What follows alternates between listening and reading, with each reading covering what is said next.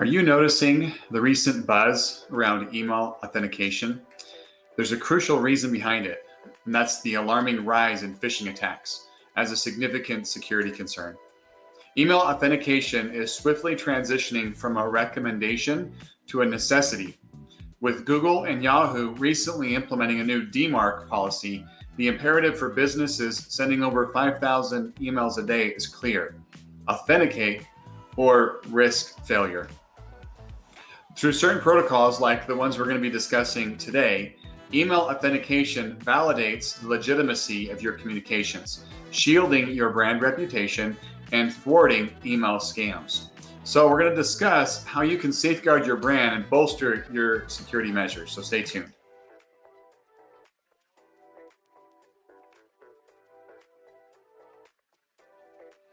Hello, everyone. Happy Friday. I'm Michael Kinnett, CEO and founder of Eternal Networks. And every Friday at 1 p.m. Pacific, I go live on all of our social media platforms: Facebook, YouTube, LinkedIn, X, Instagram. And I discuss the latest in technology and cybersecurity news that might affect you and your business, and also take time to answer questions from the audience. In these live streams, I cover educational topics to help fellow small business owners feel much more confident about their knowledge of business technology and cybersecurity. At Eternal Networks, our goal is to help businesses stop worrying about their IT and cybersecurity so that they can focus on what they truly love doing.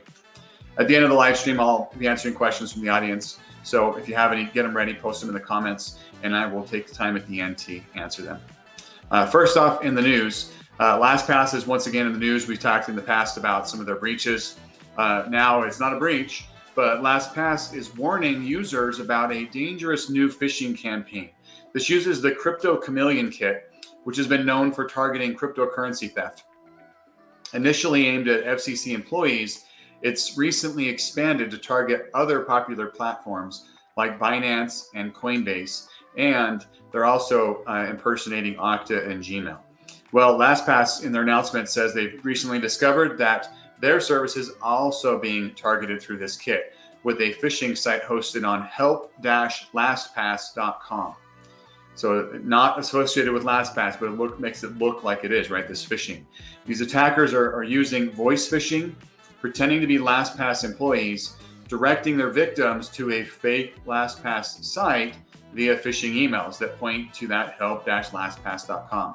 Hackers, the victims then, if they go to that site and enter in their master password, then provides that password to the attackers and they gain control of their account.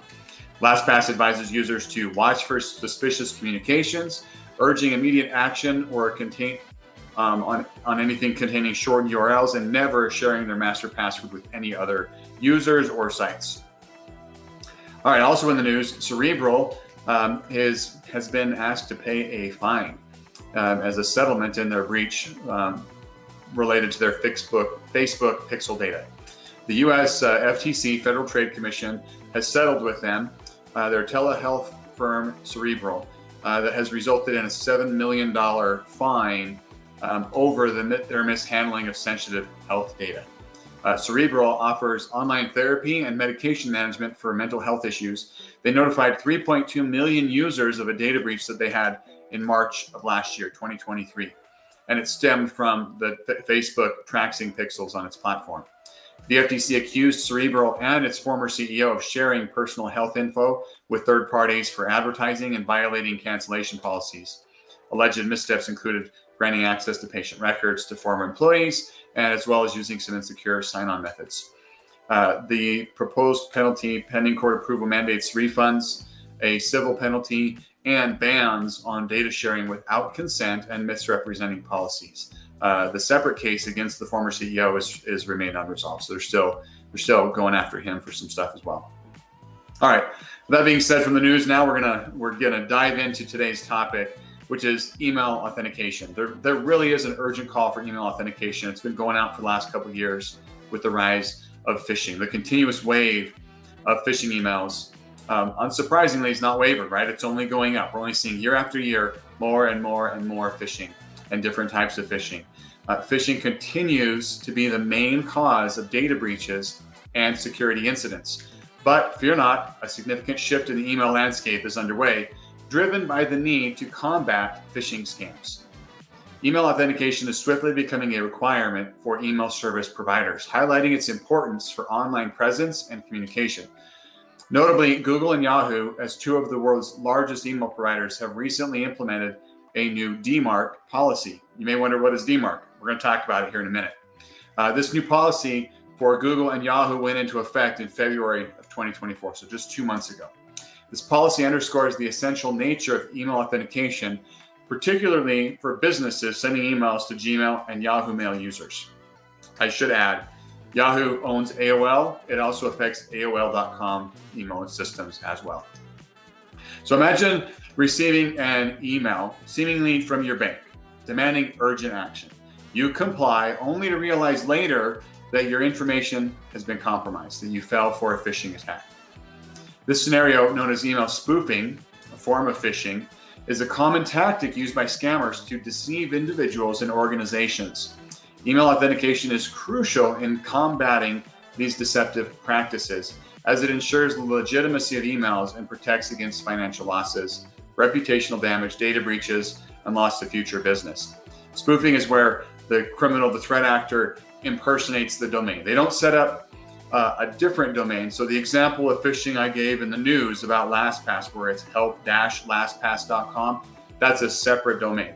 That's phishing. Spoofing would be if the criminal set up lastpass.com and we're sending emails from lastpass.com, just to be clear on the difference between those. But spoofing is a very real threat out there. And email authentication can step in to help prevent that. So we're going to dig into what is email authentication. When we talk about this, what does that mean? Email authentication is a method used to verify the legitimacy of emails. And it includes the server sending the email and the server receiving the email and detecting unauthorized uses of a company's domain. When we say a company's domain, we're talking about like my email address, is michael@itnet.works. So itnet.works, that's my company domain. We're going to go through some examples as I'm explaining this. So hopefully it's a little bit clear. It can get a little bit technical, and I'm trying to keep it very high level, non-technical. So email authentication relies on 3 key protocols: SPF, DKIM, and DMARC. Each serve a very specific purpose in ensuring email authenticity and security. And I'm going to go through each of these. So SPF is the first one. That stands for Sender Policy Framework. An SPF record records or lists the IP addresses, the network addresses that are authorized to send email for a domain. So anything on the internet has an IP address. It has that, just like every building has a street address, right? So that we know when we send mail or when we send information to it, we know where it's going. We can send people, packages, mail, whatever to it. Well, on the internet, there's traffic and mail and everything else that goes from address to address as it makes its way through the internet. So SPF is a way of you saying, hey, email coming from this address is approved. Email coming from that address is approved, and anything else is not approved. So it's a way of listing on your domain records what server IP addresses are authorized to send email on behalf of your company. The next one is DKIM, which stands for Domain Keys Identified Mail. And DKIM allows domain owners to digitally sign emails. So every email sent out contains a signature, a digital signature on that email that is stamped when it's sent saying, hey, this came from this authorized system. So it's another way of verifying the authenticity of that email. DMARC stands for Domain-Based Message Authentication, Reporting, and Conformance. That's a mouthful. Domain-Based Message Authentication, Reporting, and Conformance, DMARC. We just call it DMARC. It's so much easier than that really long name. DMARC gives instructions to a receiving email server on what to do with emails they receive that fail SPF or DKIM checks. It can also alert domain owners that their domain is being spoofed. SPF and DKIM are protective steps, and DMARC provides information for security enforcement. So SPF and DKIM are similar. DMARC is kind of the next level. And these help scammers from using your domain name in spoofing attempts. And in order to kind of further explain how these work, I'm going to go through each of these one at a time on how they actually work in the real world. So let's start with the SPF records. When an email is sent from your email system and received by a recipient email system, that receiver checks several things. First, it looks, where did that email come from? What's the IP address that it came from? Next, it looks for the SPF record for that email. So if I sent an email to you, your email server is going to say, hey, itnet.works, let me go look at the white pages or the address book of where is expected to come from, right? For emails for itnet.works. So it's going to see, oh, it goes from Microsoft 365. So that's what's authorized. Okay. So it looks where it came from. It looks what's authorized from the SPF record. And then it compares the two to see, oh, did it come from where I expected it to come from? This is where it gets tricky next, right? Next, it looks at the policies to determine what to do with it. So if the email server is not configured to block emails that fail SPF, the email is delivered. Most email servers by default are not configured to block emails that fail SPF checks. There are many, many, many companies and domains that do not even have an SPF record. And as a result of that, if for example, if your email server said, block it if it fails SPF, it's going to block a lot of emails and you're going to not receive stuff that you're expecting if the senders don't have theirs set up correctly. All right, now let's look at the next piece, DKIM. Remember, DKIM is domain keys identified mail, right?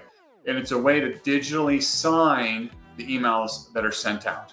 This is a unique signature that contains a private and a public component, just like most encryption and other things, right? So there's a private stamp that goes on that, and then there's a public component. The public component is published on the internet in the domain list, right? So they can go to itnet.works or whatever your domain is and say, hey, is there a DKIM record? Yep, here's the public.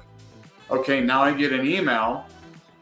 I can then compare that stamp, that private stamp on the email with the public record and see, oh, do these line up correctly? And if they do, then that's authenticated and verified. And they know that it's a legitimate email. Now, if it fails, that's where, once again, just like SPF, it's going to say, oh, it failed DKIM. It doesn't have a DKIM signature on it, and the domain says that there could be. What do I do? Well, if the policies on your server say just allow it through, guess what? It's going to be allowed through without being blocked or quarantined or anything else. Now, this is where DMARC comes in. When you set up a DMARC record for your domain, you're setting a record that's going to inform the other email receivers like Google, Yahoo, Microsoft, and many, many others. You're going to tell them what you want done with emails that fail SPF or DKIM checks for your domain. So once the DMARC is set up, you send an email. The receiver's email server still checks SPF, still checks DKIM, and it says, oh, it passed SPF, it failed DKIM. Right? The signature on it failed, it doesn't match, it's not accurate. What do I do? Well, now instead of looking at the internal policies, it's going to check that for that DMARC record. And if that DMARC record, so my company, my record says, if it doesn't match these, reject the email. So the receiving server would look, SPF failed or passed, DKIM failed or passed, right? If one of them fail, reject the email because it's not verified. It doesn't matter what the policy is on your server. Now, if your server policy is more strict, so if the DMARC record says quarantine and you have a policy on your server that says reject, it's going to reject it. It's going to take whichever one's the more extreme measure. But you're then able to enforce and say, I know for a fact these are my email servers. Nothing else should send as me. Don't receive anything else. And that will protect you against being imitated online. Hopefully that explains a little bit, right? The other piece about DMARC that's important to point out is DMARC allows you to get reports back from the DMARC checks. So the DMARC record includes an email address that says, hey, every email you receive, please report back to me whether you accepted it, whether it passed, whether it failed, and provide this information. So those email servers send that to your DMARC system to allow you to go in and look and see how many of my emails are getting through, how many are being rejected, quarantined, are they aligning with my policy, are they being forwarded? Is somebody spoofing my domain? You can see that in the report.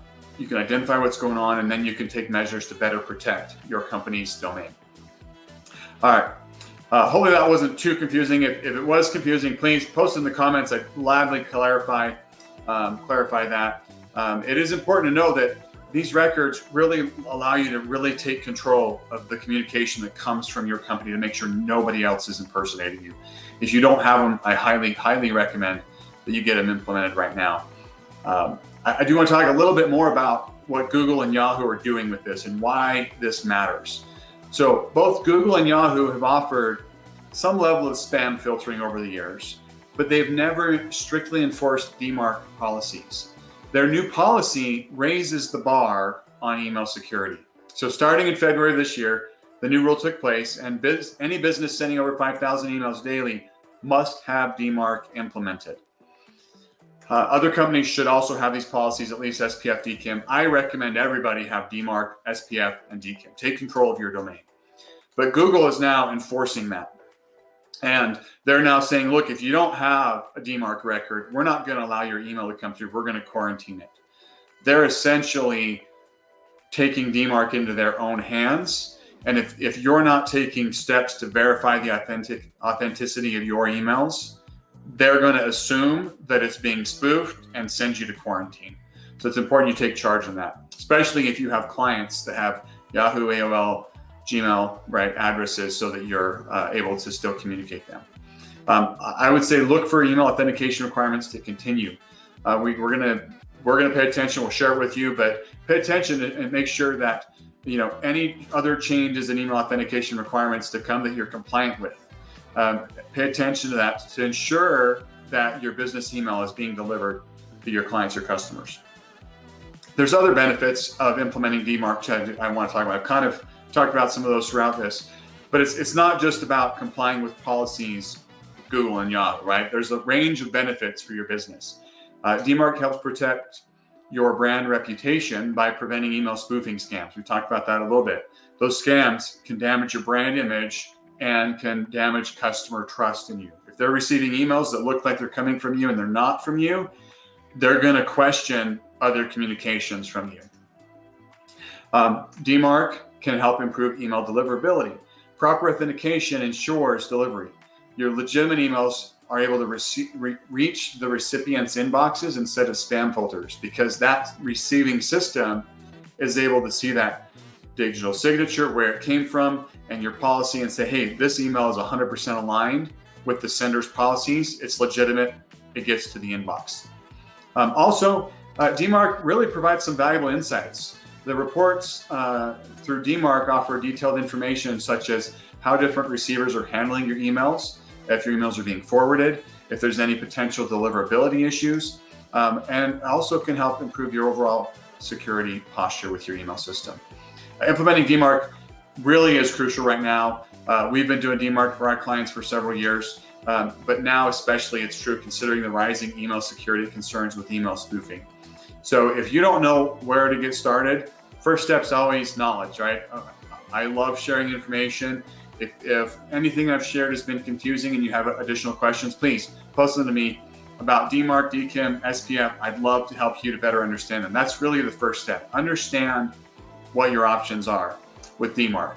And there's combinations of options, right? It's not just you have it or you don't. There's a reject policy, a quarantine policy, just a monitor policy for different aspects and different parts and components of DMARC. I went very high level today. So once you understand your options, talk with your IT team, right? If you have an in-house IT team, start asking them, hey, do we have DMARC set up? Do we have DKIM? Can we have these policies? Do we have an SPF record? If you don't have an in-house team or a provider, please communicate with me. We would be glad to step in and help you make sure that you've got these set up and that your email system is properly secured. And then once it's implemented, track it. look at the reports that you get from DMARC. You may have to make adjustments. If your marketing team starts launching a new marketing platform to send emails to customers about your services, and that's not added to your SPF and DKIM and DMARC, guess what? They're not going to get through. So monitor it and then make adjustments accordingly as your business needs change. DMARC is just one piece of the overall email security policy, which is only one piece of your overall security policy, but it is a critical one in today's digital environment. As I said, if you've got any questions about this, you can always reach out to me or my team. We would love to chat with you about it and help you take care of that. If you're not quite ready to dive into a one-on-one consultation, but you're still eager to stay ahead of cybersecurity challenges in your industry, we've got the solution for you. Join us every Thursday, 1 p.m. Pacific time, for our weekly cybersecurity briefings. Completely free of charge. It's a fantastic opportunity to connect with other local businesses in your industry and to dive into the latest tech and cybersecurity issues that are shaping our community. These briefings are small, right? We tailor each session to the specific industries of our attendees. We want to keep it small. So there's only going to be a few people where we can talk about the reality of what's going on in your specific industry, whether it's regulations, compliance, attacks, vulnerabilities. We're going to have open conversations about some of these things, providing some targeted insights tailored to your business's unique needs. Ready to stay informed? Please check out the available dates via the link below and secure your spot on one of our upcoming briefings today. Let's see if there's any comments from our live audience. I don't see any comments posted here. Thanks for joining and for watching, whether it's live or whether you're watching after the fact. If you do have any questions or comments that I didn't answer today, you can always contact me via direct message. Reach out to us through our website, itnet.works. Any of our social media platforms, we check those frequently, regularly, get notified of any comments, questions. Post them on there. We'd love to communicate with you and make sure that you have the knowledge that you need to properly protect your business from all the risks and threats that are out there. Have a wonderful weekend, and we'll catch you next week.